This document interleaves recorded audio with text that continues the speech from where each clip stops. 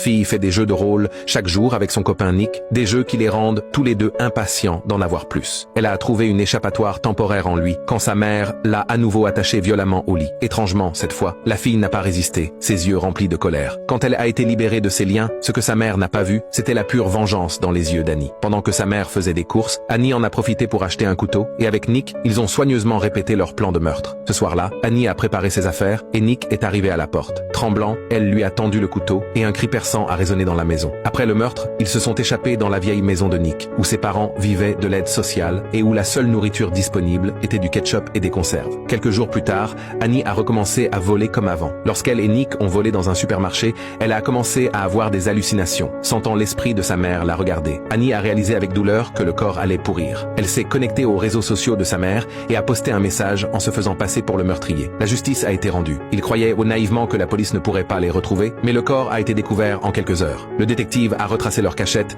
grâce à l'adresse IP et ils ont été arrêtés dans les 3 jours. Nick, en raison de son handicap mental, a avoué tous les crimes, tandis qu'à la surprise générale, Annie a nié toute implication. Lors de l'interrogatoire, elle a joué son rôle à la perfection, pleurant en disant que sa mère avait disparu, feignant d'ignorer la mort de sa mère. Face à des preuves accablantes, Nick a été condamné à la réclusion à perpétuité, tandis qu'Annie a écopé de 10 ans de prison. Après la condamnation, le père de la fille a révélé des preuves montrant que la mère avait, pendant des années, forcé Annie à simuler une maladie à travers des abus psychologiques. Annie a purgé sa peine de 10 ans, tandis que Nick a été condamné à la réclusion à perpétuité. Cette fille, avec un amour tordu, a détruit sa vie.